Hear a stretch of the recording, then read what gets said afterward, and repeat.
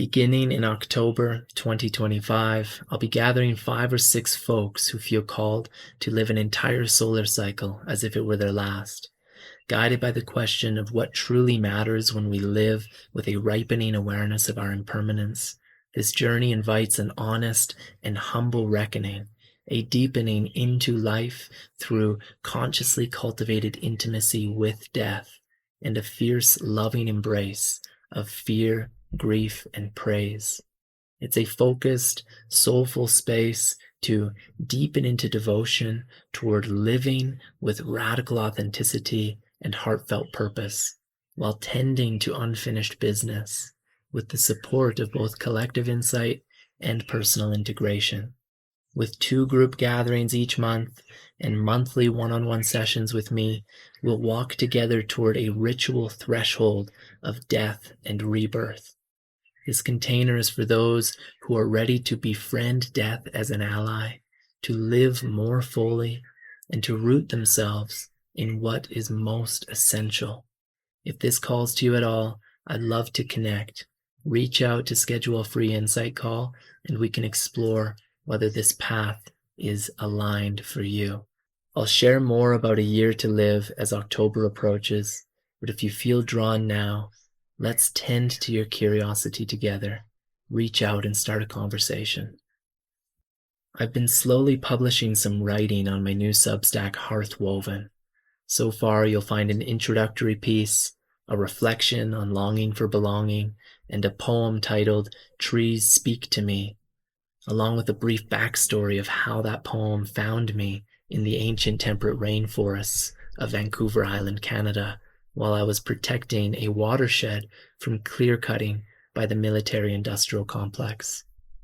Recently, I've also begun recording some extended conversations with certain guests of this project, which will eventually be shared on Hearthwoven as well. This is my way of beginning to foster more community around this project and other creative expressions of mine, as Substack seems to be one of the better platforms for that. For now, everything is free, and I invite you to join us there for the humble beginnings. You can find a link to Hearthwoven in the show notes. This summer, I'm setting off on a big overland journey from Guatemala to Canada with 2 adopted dogs, one rescued from the streets of Guatemala. And to support this adventure, to help cover the costs, I'm offering 25% off my counseling services until I leave. This discount applies to any counseling package, and you can begin whenever it feels right for you, whether that's now or later. I'll be working while traveling, so I'll be here to support you no matter where I am on the road. As a threshold counselor with an online practice, I support wanderers, wanderers, and edgewalkers, offering individual, couples, and group counseling, along with guidance around death and dying. If you are curious to learn more, you can visit my website, linked in the show notes, for full details. I've also included a link to an Instagram post on my Coyote Council page featuring testimonials from past and current clients. I offer free insight calls, which are risk-free spaces where we can connect, explore our alignment, and see if we're a good fit to walk alongside each other through a pivotal chapter of your life. And if you haven't yet, I invite you to subscribe to Wild Heart Revival on your favorite podcast app, and consider joining us on YouTube as well to tune into the video component of the project. Your likes, comments, ratings, and shares are deeply appreciated, and they play an essential role in supporting the organic growth of these heartfelt conversations and stories. Now, let's orient toward today's conversation.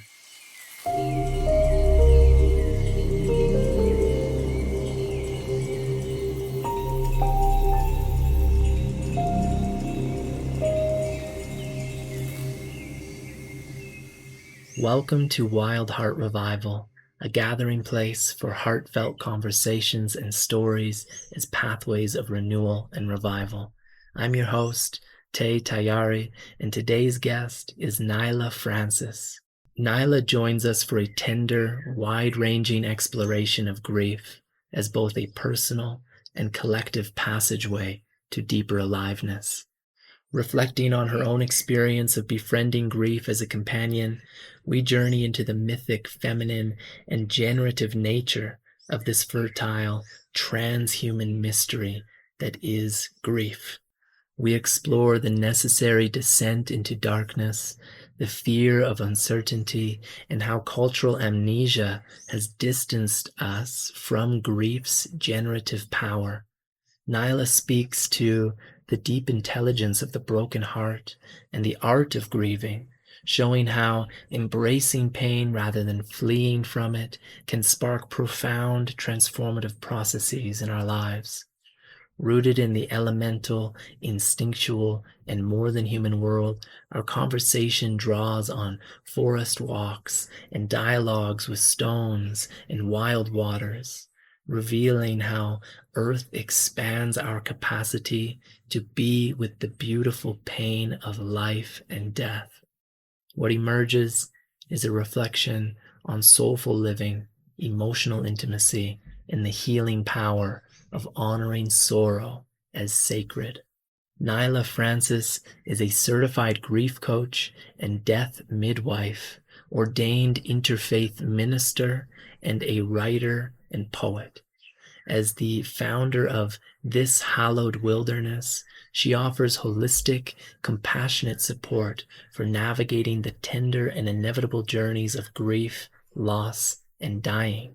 Her work is informed by her love of poetry, earth-based spirituality, community, and a deep desire to help build a more grief and death literate world.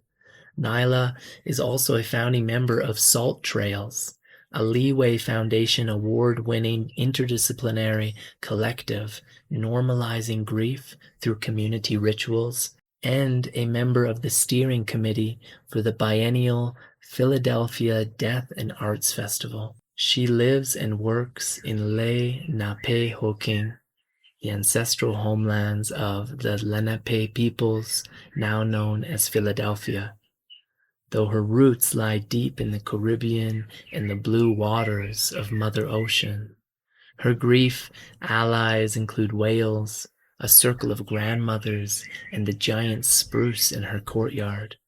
An ardent joy enthusiast, Naila believes in grieving well as a liberatory practice that deepens our capacity for pleasure, connection, and compassion.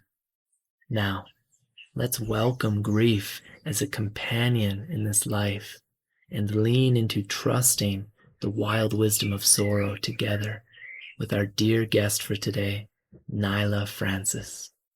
You say that to see that grief contained room for joy, softness, passion, for opening to possibility, I could honor what was broken and lost and still be present to the good when it came. You say that grief is still my forever companion, but I've learned life can be lived alongside her groanings and aches, her inevitable bursts and waves. And so that's what I want our conversation to be about, this companionship, this relationship, this deepening into quality of relationship with the grief that is inevitable in this earthly human life journey that we've been gifted. And so I don't even have a question at the beginning. I just wanted to lay that foundation of that quote and see how does it resonate for you today, and what do you have to say about that? Well, first of all, just hearing you read that made me feel a little weepy. I felt the tear ducts going, because I think it's such an important reminder for these times. So many of us, myself included, are waking up heartbroken on a daily basis. And because the grief is so immense, there's so much to grieve, not just what's happening in our personal lives, but across the planet in our collective, I think it would be easy sometimes to turn away from the grief Mm-hmm. and to want to suppress it or numb to it because it's so overwhelming. And yet, every time I can engage my heart, every time I can make room for what's real and true, I feel like that is an invitation to be more alive and to let all of life in and all of life touch me, Mm-hmm. not just the sorrow. So I really appreciate you sharing that because I feel like I needed to hear that today Yeah. Yeah. too. Yeah, yeah, that to companion our grief and let grief companion us really opens us to a richer, deeper experience of what it is to be alive. Mm-hmm. Yeah. I I think that the most difficult experience of even contemplating, grieving, and companioning it, like turning toward the grief, and when it does arrive, whether we like it or not, I think the scariest part about it is the uncertainty, the unknown, Yeah. that there's this like deep, mythic, feminine, formless Mm. force that is grief. And I think we just know that at a deep level, and it scares us. Um, and so I'd be so curious to hear you speak to that. Of course, you agree by the way you're nodding. Is there something to add to that? And how do you personally continue to allow yourself to descend into that formless, mythic flow? I love that you use the word descend because it really is a descent in a culture that so values ascending and climbing up and pulling ourselves up by our bootstraps and the triumph and all of that. And you're right, that is what makes it so scary is that unknown. And I think what has been helpful to me is sort of a reframing of what it is to descend into darkness. Mm, There's so much around darkness in this culture that has a negative or scary connotation. hmm And I think the darkness can be so fertile. And I love that you use this like feminine mythic quality because I think of the darkness, as a place of generating life. If you think the soil and the earth, then, things have to be planted in the dark to grow, but also the womb itself, you Yeah. know, womb births life in the darkness. And so to me, there is sort of this feminine quality to grief of like taking something in and nurturing it. And so Mm, what if we could see our grieving process, our sorrows in the same sort of lens of if I open myself up to this, if I let it in, if I go there, if I descend and sit with the mystery, what can I nurture in that space? What can I tend to? And then what will I receive? And that looks different for for everyone. Maybe some people need to nurture more compassion or forgiveness or just to let some of the armor that they've been carrying melt and dissolve or whatever it is. But as we shift our attention to those places that could use a little more care, then what mm, are we receive because of that? mm, hmm Yeah. Joanna Macy says that in the midst of the darkness, something new wants to be born, that Mm, we are the midwives. And this is, yeah, I think something that has been I want to say lost, because I have this sense that some cultures at some point that would have been more attuned to the feminine, more honoring of the feminine, had more of a womb cosmology, would have been just more deeply initiated and integrated with the inevitability and the power and the art of grief. I say art because it's generative, and this is what I hear you speaking to, that darkness of the descent into grief is actually fertile, hallowed ground, that's also groundless in this paradoxical way. And I think that that's something that's been lost, like I said, the recognition, the knowing, the gnosis of that. And what a different world it would be if more people remembered that the grief is actually this generative, gestative portal that will actually beget more life, more richness and depth of life. Yeah, and I think about how grief is also, or grieving is also so sort of instinctual to us.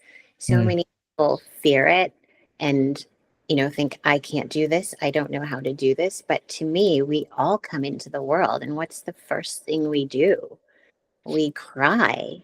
You know, mhm, we leave this place that has held us in darkness and fortified us and given us nutrients, and then we're like forced into this, well, depending on where we're born, some of us it might be a more sterile room than others, but it's like the shock of crossing a threshold. We were mhm, in one space and now we're in another. And so to me, I feel like we know how to grieve. We were born knowing how to grieve, but somehow there's this amnesia that comes with living in this culture. And we forget. I remember writing a poem a few years ago where, I talked about myself being this like underwater creature in mm, my belly. And all of a sudden, here I am mm, exposed to the world, letting out my first cry of grief. mm, mhm. Yeah. Well, I find myself going off in so many directions. Such a potent topic. I'm thinking about how um, I- I'm thinking about how there's this. It's like, yes, it's natural. It's natural to us, and I wonder how much out of the loss of our um, understanding and propensity to give ourselves over to a grieving process has to do with how much we've turned away from the wildness of the world. Like Mm, when I'm in an old growth forest, for example, any forest, but particularly an old growth forest, there's so much death and decay. It's like the amount of life is like equal the amount of death and decay. And so it feels so natural, and I feel closer to my death when I'm in a place like that. Even when I'm in the ocean, I've had some powerful experiences along coastlines, and mm, also feeling really intimate with my own death, because of the ancient threshing of a coastline, and how much, of course, you look at the sand and it's made up of all these shells, and you look at the rocks and they have all these layers of dead barnacles and these things, um, and the ocean, that like the ocean is made of the tears and the waters of humanity and all creatures that have ever lived, and so it's kind of a long way of just wondering out loud of how much it has to do with us just increasingly turning away from the wildness of the world. And I wonder how that has showed up in your courting of grief, your companioning of grief, how nature and earth has been there for you in Mm, helping facilitate the depth of the relationship.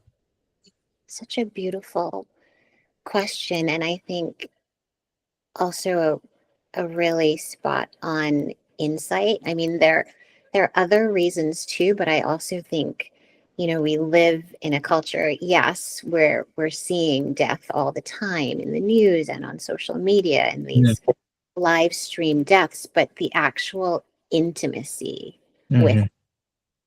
is kind of missing. Years, centuries ago, death was something that happened at home. We didn't have hospice. We didn't have, like, we weren't sending people to the hospitals to die. Everyone was dying in the home. And so the loved ones gathered around, they washed the body, they were there. Death was a very intimate experience. And also when you think about, going back to caveman era, we were constantly around death, like with each other, with the animals, like you said, like noticing what changed and shifted in the cycles. And we're so removed from that today. And I think, living here in Philadelphia, I'm very fortunate. I lived near an amazing, amazing park with the woods, but Mm, also aware that every time I drive through my neighborhood, there are concrete buildings, these mm, boxes that people want to live in going up everywhere. And I think many of us have sort of insulated ourselves from this intimacy with death and with loss and not paying attention to what's happening beyond our immediate sort of presence, not tuning into the cycles. I'm always fascinated, even just when I'm out and about. I feel like so many people are just oblivious to nature in general. Like, I was driving home the other night from teaching a grief workshop, and I'm sitting at the light and I'm just looking across the street and I'm like, is that a fox? Oh my God, that's a fox, like right there, just crossing the street into this parking lot from this condo building. And I'm looking around at all the other cars and everybody's just, like this, focused straight ahead. And then I turned to the guy next to me and I saw that he was looking. So I rolled down my window and I was like, did you see the fox? Isn't that amazing? And he's like, yeah. And then the light changed and then we went. But I do feel mm, so many people are just completely out of tune with the natural world and yeah. that environment. And I do think there's a lot to learn about death, like you said, from walking in the forest, from walking in the woods. Years ago when I was walking in the woods, I saw a raccoon in this tree, and it was the daytime, and I was like, that's really weird. There shouldn't be a raccoon like just in this tree watching me. And I turned, and when I got closer, it was actually dead. I couldn't Mm, believe it because the way that it was suspended in the tree, it looked like it had been crawling down, and then somehow it was just frozen in wow. time. It was the wildest thing. Mm, And I remember feeling so much tenderness at the time, a sense of awe, because I was just like, it to me, it looked beautiful. I remember I took a picture and I sent it to my family, and their response was, oh my God, that's so gross. But I was like, it's so beautiful. Here's this raccoon in this tree, but also feeling a sense of tenderness that so many people were walking by and not seeing this creature in this tree and sort of not acknowledging its death. And so I, mm, I returned, I sort of marked where I had seen it, and I returned and I just made an offering of some flowers and I offered a prayer. And I do think that kind of intimacy with the natural world can make it a little easier or even maybe necessary for us to turn into and touch our own sorrows. yeah. Well, Yeah. when you were describing the story about the fox, and then you said, and then the light turned, and it's like civilization was like, no, keep going. You don't have time. You're not allowed, basically. You're not allowed to just stop and be with that fox. You have to keep going. And that is really what's happening, right? I mean, like when we just step back and look at the machinations of civilization, the pace is absurd, and it's so non-organic. It's it's life denying. And Yes. so, and the because it's life denying, it's death denying, because you can't deny just one or the other. They go together, you know? And that becomes so obvious when you look at the death trade and you see the way in hospitals and even just talking with people. Like, I've heard many times throughout my life, someone say something like, "Oh, I couldn't handle that, being around the death," or like, my family dog died some years ago. Like, I grew up with this dog, and my mom was so grateful she wasn't around when he died, but her husband was.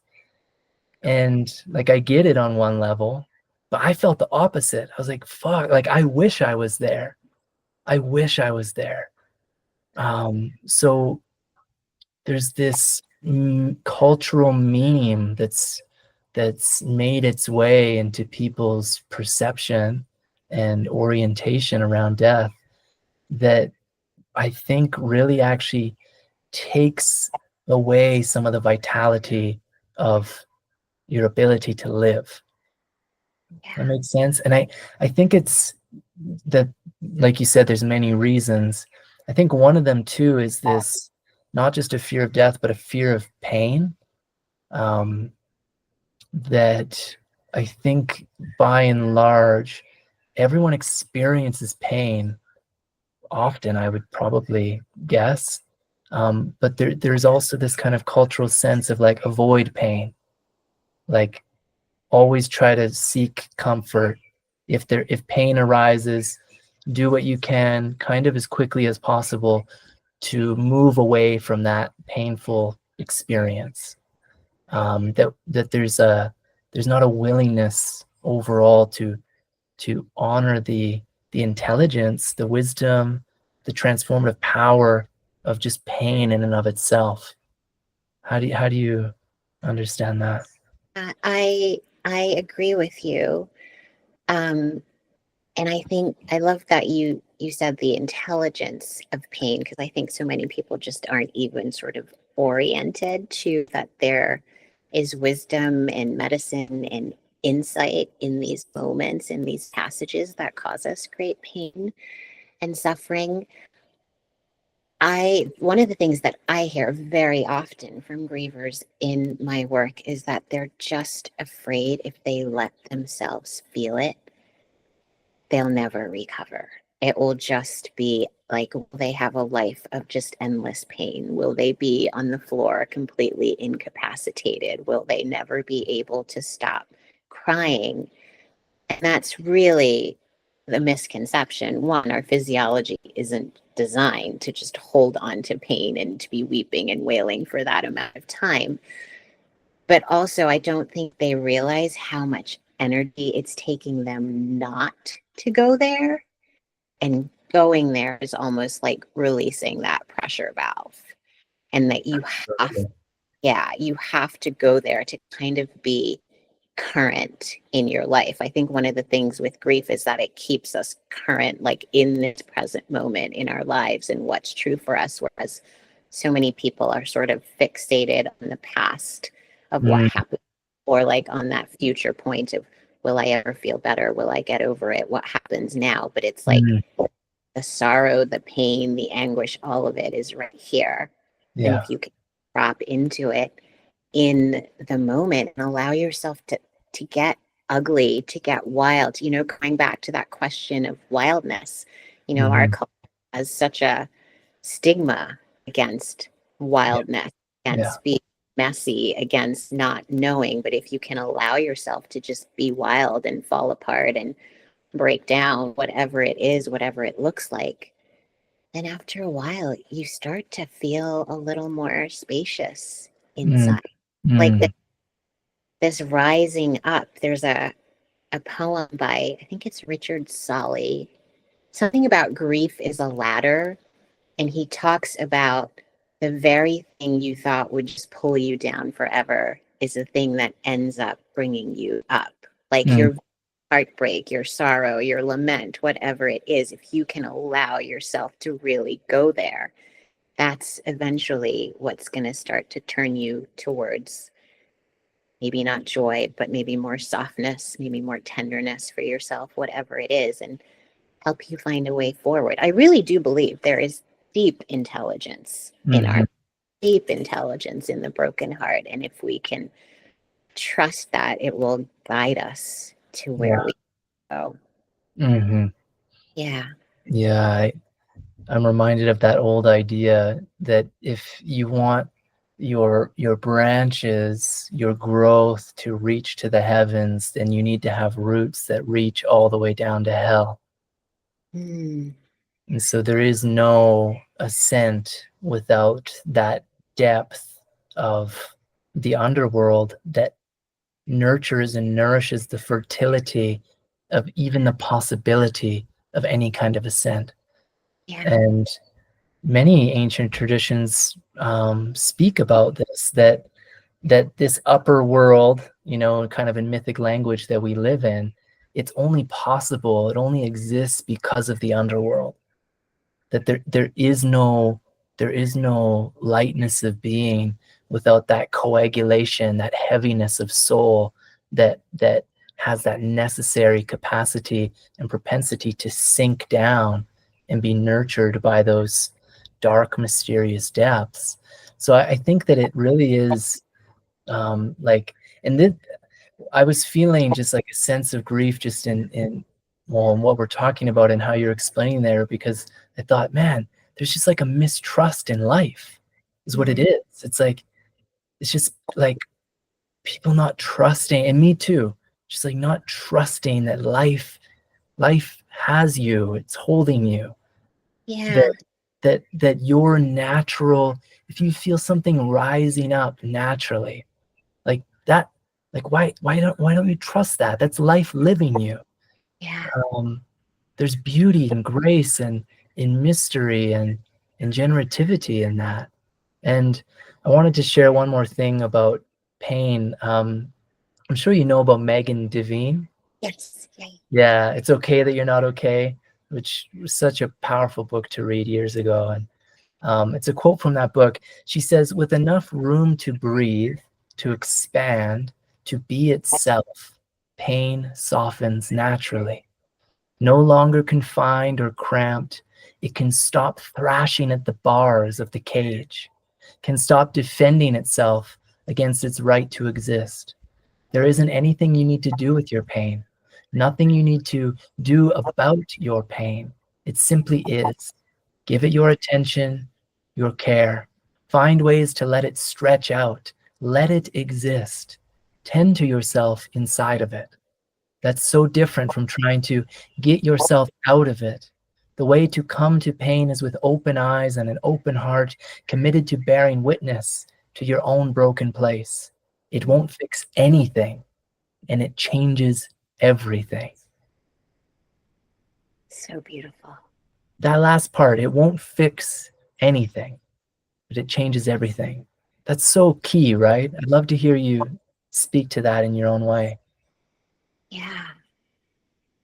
I mean, I feel like in some ways the whole arc of my grief journey has been about that. You know, I came to this work after a series of losses in my life. My dad died, my mom's partner died, the end of a long term relationship, our family dog died. Mm, And it wasn't overnight. It wasn't like I woke up one day and I was like, I think I'm going to do this grief work. And yet, my willingness to sit with my grief, to acknowledge my grief and not push it aside, I feel like it's transformed my life, mm, not just in the work that I'm doing now, because I actually was a journalist when I had those losses, and I thought I would be a journalist for the rest of my life. So, not just in the fact that I do this work, but the way that I walk through the world, I feel like I'm softer, I'm more compassionate with myself and with others, but I also feel I have so much more access to joy than I ever did before. Like when joy comes to me, it feels so big and so rich. And even if it's the small moments of joy, because it doesn't have to be this expansive thing, it just feels like I embody joy in a different way because I have stayed open to grief. So I do think there's tremendous transformation waiting for us. But I always say it's not the goal. It's not like I'm going to do my grief work so I can change or so I can heal. It's almost like it's a byproduct. If you're just faithful to the process over time, you start to notice this unfolding of your life that maybe feels more authentic or more aligned with who you are or more aligned with what matters to you. Yeah. Wow. Beautifully said. I agree with that so much. Yeah. It's this, I mean, this is part of the, that kind of civilized, machinated, colonized orientation that we all have within us to some degree, that there's always supposed to be an outcome, that there's always supposed to be an objective, that if there isn't some, like, ideally well thought out, planned destination that you can reach in some kind of linear trajectory that's as clean and tidy as possible, then you're not doing it right. It's kind of like, it's kind of one of the stories that live in us, unfortunately. But Yeah. grief just tears all of that shit apart. Like that story doesn't make sense in the tidal wave of grief, like we were mentioning at the beginning, that formless, shapeless, feminine flow of grief. There's no linearity, there's no objectives, there's no goals. It's not about that, but it is about becoming different. It is Yeah. about changing fundamentally. And I think that's another thing that elicits a lot of fear in folks, that there's just a deep knowing that they're going to be changed if they really give themselves over to that tidal wave. In this society that really idolizes people being like sure of themselves, firm in their identity. Um, they can write out a CV and everything's clear and you can understand them in like a very neat like paragraph or something, that again, grief just washes all of that away. I want to bring in, and part of this is about, part of the transformation, I think, is about gaining what Francis Weller talks about as a second sight. And Mm. I think it's really is crafting a more mythic lens to see life through. That grief invites us into not only a different way of knowing ourselves, deeper parts of ourselves, but also a different way of perceiving life as a whole. And so our second sight that he talks about comes online, but he also talks about you don't gain that second sight without descending into that space kind of over and over again. And so I want to bring in another quote by him and see what you have to say about it. He says, we can recover a faith in grief that recognizes that grief is not here to take us hostage, but Mm. instead to reshape us in some fundamental way, to help us become our mature selves, capable of living in the creative tension between grief and gratitude. In so doing, our hearts are ripened and made available for the great work of loving our lives in this astonishing world. It's an act of soul activism, Mm.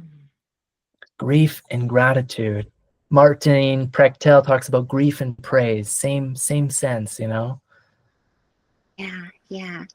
And I also just love that about really loving our lives. Like how many people can genuinely say, I really love my life with Mm, all of it, all of the mm, experience that has right. me. To me, that feels just so expansive and also soulful. You know, Francis calls himself a soul activist. And one of the things I was thinking as you were talking earlier was so many of us want to live a happy life, but what would it mean to live a soulful life? And I think that is grief's invitation, a life that keeps us more in touch with what our soul is asking of us, and how we show up in the world from that place. And I do think being sort of porous to the sorrows of the world, the sorrows in our lives, attunes us to gratitude.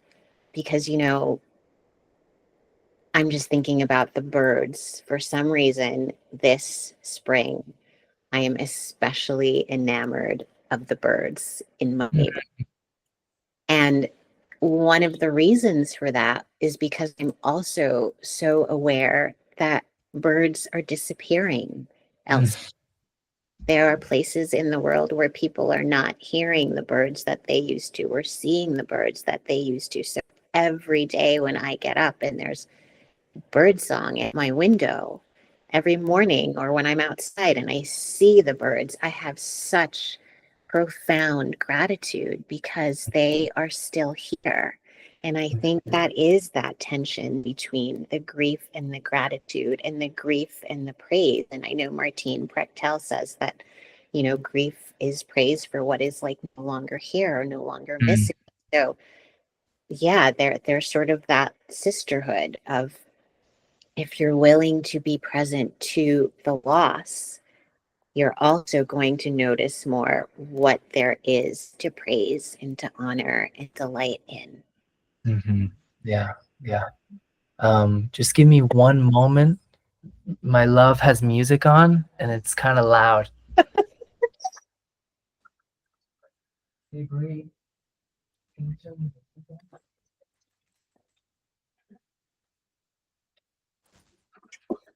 I didn't hear it, but I guess, yeah, you would hear it. I wouldn't hear it. Yeah, Google Meet, it takes out ambient sound, but I record audio separately on mics, and it will pick that up. So, yeah. Yeah, I'm really glad you brought that in, because I want to at some point facilitate like an Earth grief group.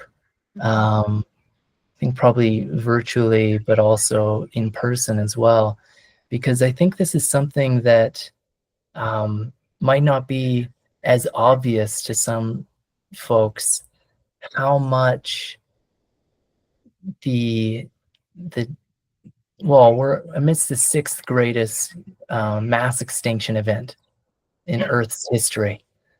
So the amount of death and dying that seems to be kind of unnatural or unjust, and the destruction of landscapes and forests and these things, I feel it so deeply. And I because I'm open to it, and because I've spent so much time in wild places, and so I feel that contrast so strongly.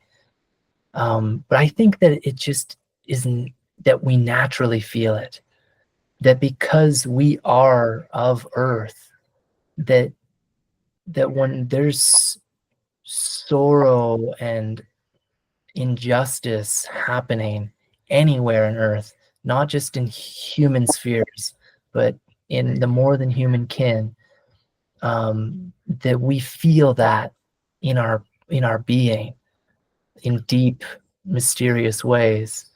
And so, yeah, I just wanted to mention that. And I also just want to, I guess, use that to kind of create a bit of a more nuanced understanding of the types of grief we can feel. So there's the grief of like a significant loss that's intimate in your life. There's the grief of witnessing the loss of biodiversity and destruction of landscapes.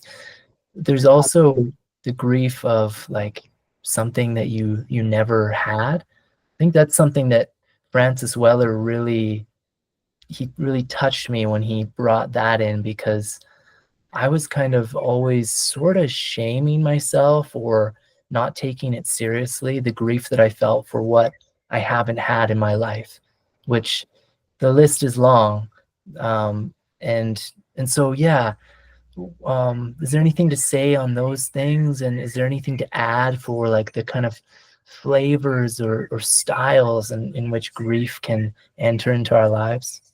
I mean, there's so many things that we can grieve. I actually have a huge poster board. So years ago, for the first Grief in Public Day, which is a day that's just meant to build awareness around grief. And a friend and I sat in the park in the woods near where I lived, and I had this huge sign like, these are all of the things that you could be grieving. And it was just inviting people to tell us what they were grieving. And I do think, the ones that you mentioned for sure.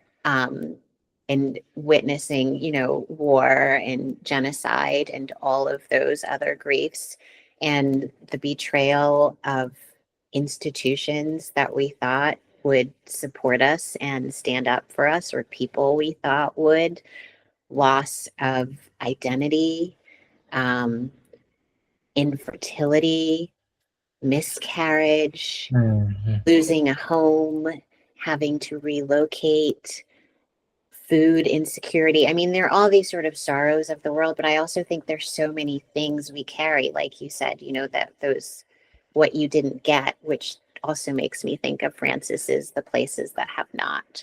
Mm, Love. I just think there's so many things that we as humans carry that we don't realize is worthy of mm, grief.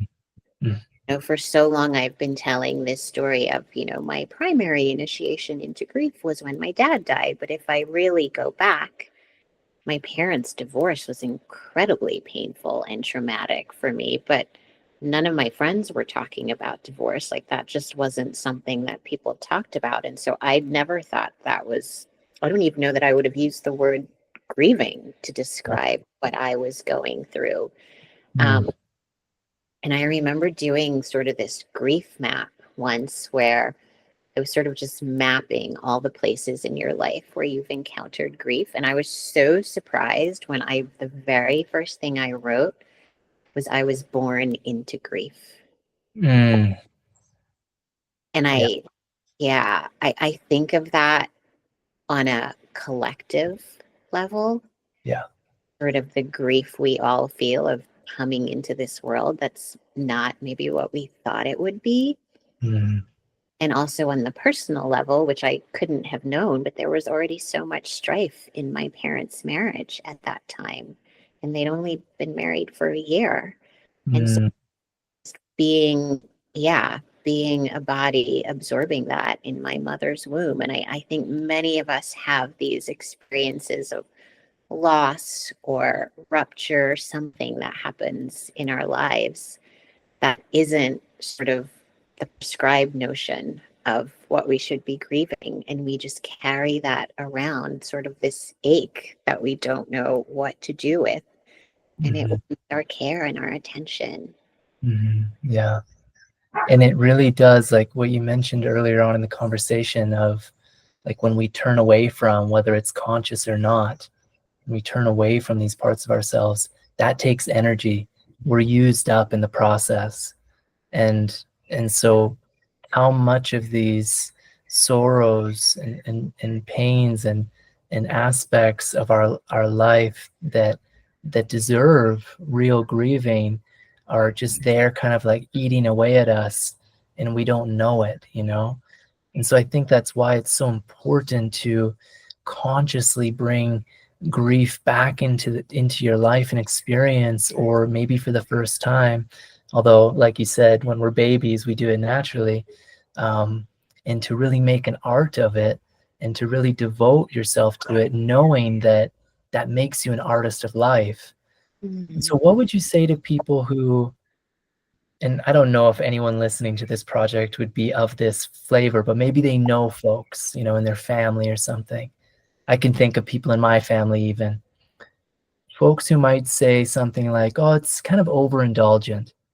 Hmm. Kind of over, you know, like you should just kind of like move on and like tend to the good things in your life and just kind of like, you know, use what's left and make the best of it. And do you get what I'm saying? Yeah, no, I do get what you're saying, because I think that sort of also goes back to this culture of toxic positivity and focusing on the light. And um, you know, part of me would want to ask them, how is that really working for you? Not to be sort of Yeah. cliche, but Yeah. what we don't acknowledge, we cast into the shadows. And so, how is Mm, that unacknowledged grief and sorrow showing up in other places? mm, Life, what's the quality of your relationships? Are they fulfilling to you? Are you able to be present in your relationships? Are you doing work you love? What's your relationship to your sense of purpose in the world or meaning in your life? How's your health, even physically? I think unprocessed grief, we all know, shows up in our bodies in sometimes really mysterious ways, with these aches and pains that we can't explain, or disease. What's your mental state like? Are you able to truly rest, relax? Are you able to truly embrace solitude, or do you constantly have to keep doing something and occupying your time? mm, Check on all levels, like mentally, spiritually, physically, emotionally, socially. What is your life like at all of these levels? And I think that might give some clue to whether they're avoiding their grief or they're really nurturing and tending to it and making space for it as they should. Because it's all well and good to be like, oh, I want to tend to what, it feels abundant in my life and what I'm grateful for. But grief will always find a way to get our attention if we sort mm, of relegate it to some dark corner of our lives. yeah.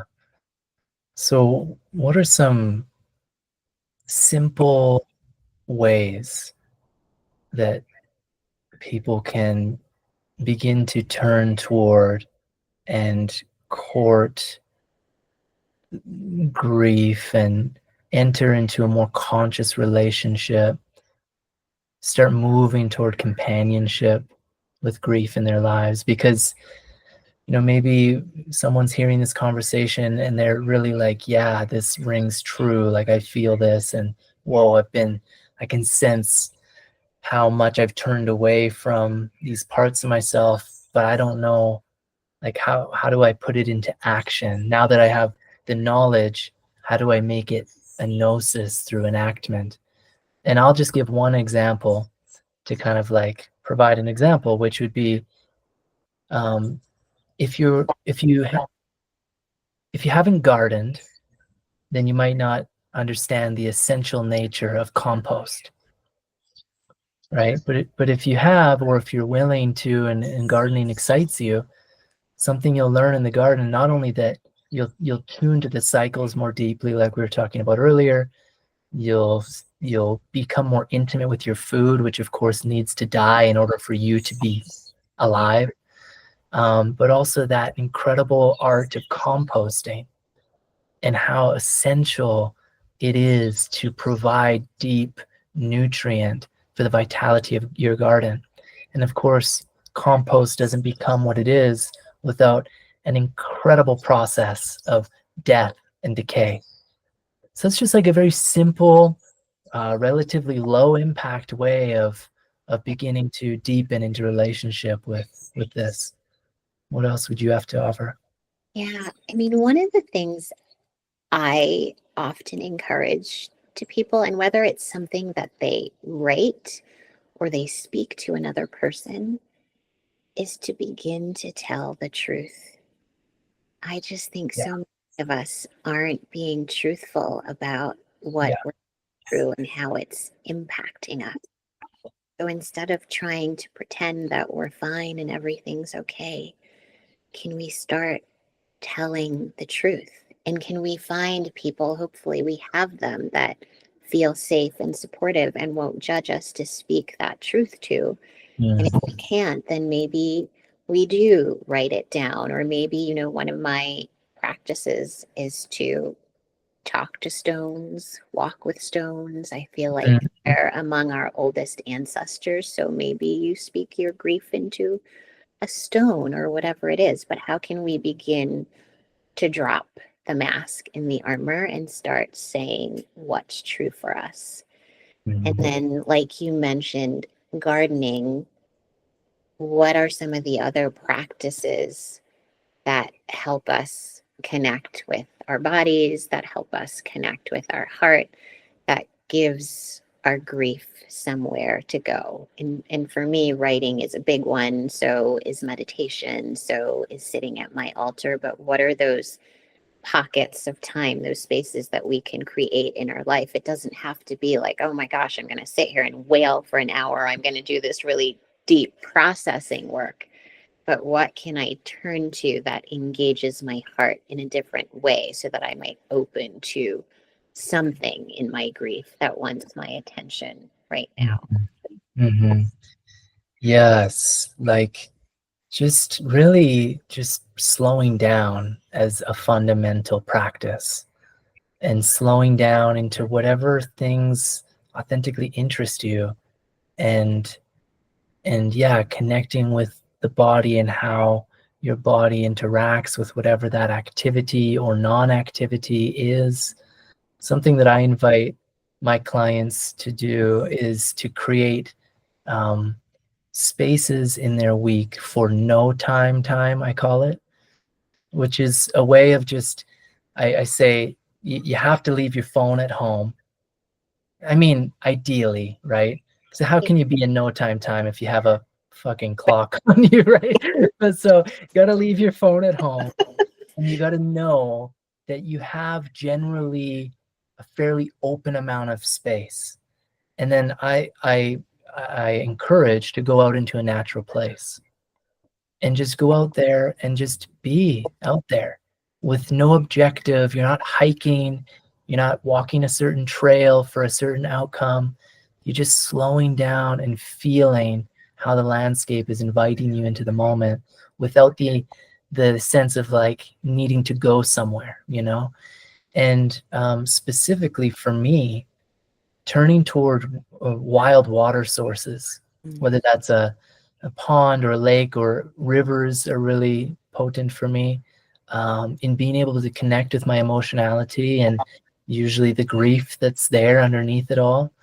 I find that wild water, and if you can't get around like wild water, at least some kind of water source, that the waters, there's an intelligence in the water.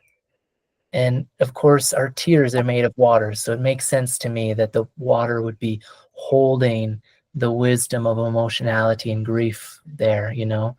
And there's like, the waters, if you open up a dialogue, can help you remember, I think, help you remember certain ways of thinking and feeling and being. So yeah.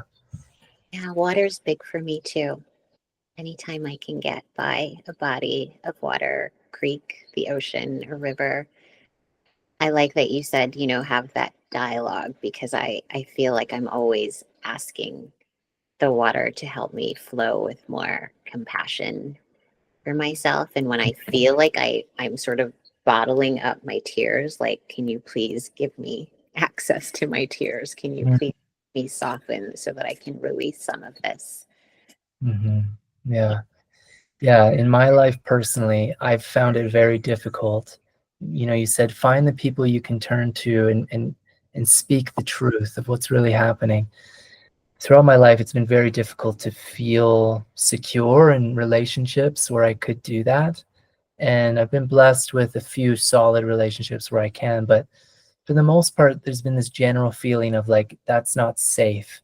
And Mm, so for me, natural spaces have always been have always been that space for me to be able to feel more deeply and to speak more truthfully and move more truthfully, not have to perform, not have to be anything, meet any expectations, but just to like be me, an animal of earth who feels deeply. So I think that that's important because, yeah, I think there is kind of a general, well, I heard a stat like in the United States where you're from, um, something like the average man doesn't even have like one friend that he feels he can turn to in a moment of deep emotionality. Like it averaged out through whatever, however they did this study. Take it with a grain of salt, but I mean, it checks out because the clients I've worked with that are men, none of them have any friends like that. Zero. Yeah. I look at the men in my family, they haven't been doing that. Mm. Uh, so it's very real. It's an epidemic that people don't have those contacts to be truthful and to descend and just lay it out, you know? And yet there's such a hunger for that.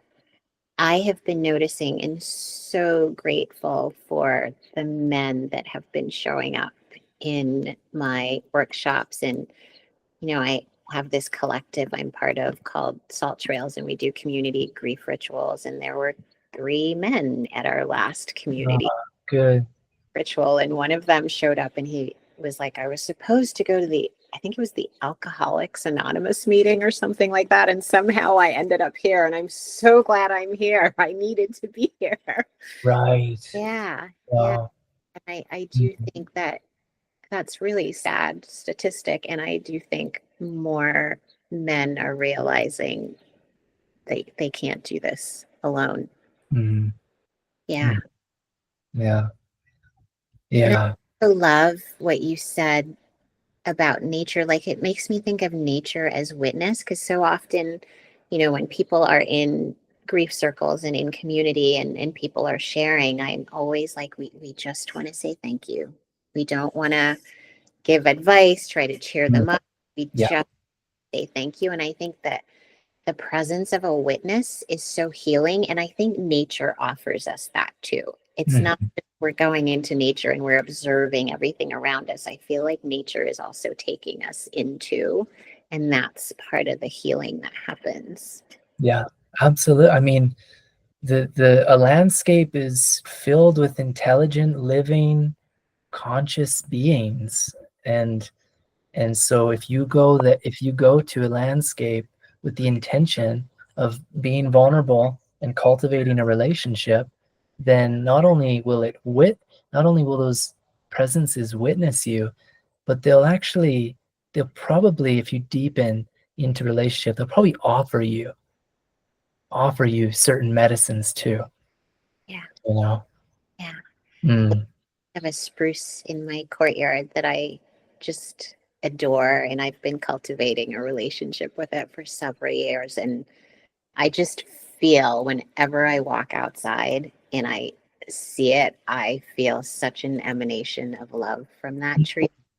yeah, It's so cool to be held that way. yeah, Yeah. yeah. Yeah, like we said at the beginning, part of the challenge of to living today is this increasing alienation from the wild world, from our more than human kin. And so I think that part of this reclamation of like the art of grieving is an opening up to more relationships than just humans, Yeah. that but that by opening up into a diversity of relationships with earthly intelligences, we're then opening up avenues of not only communication but also learning and teachings and these things. And when we do that, we just become more wholesome. When we become more wholesome, we probably become more willing to turn to those parts that scare us about being alive. Yeah, because we feel more fortified and resourced. And I also feel like that's part of the call of these times is to remember that Mm, relationship in that entanglement with the more than human world. mhm, mhm, mm. I want to share a poem at the end here. It's by Rashani Rhea. Mm, Yeah, it goes, there is a brokenness out of which comes the unbroken, a shatteredness out of which blooms the unshatterable. There is a sorrow beyond all grief which leads to joy, and a fragility out of whose depths emerges strength. There is a hollow space too vast for words, through which we pass with each loss, out of whose darkness we are sanctified into being. There is a cry deeper than all sound, whose serrated edges cut the heart as we break open to the place inside, which is unbreakable and whole, while learning to sing. yeah, I love that poem. I had a feeling as when you said her name that that's the one that you were going to read. Yeah.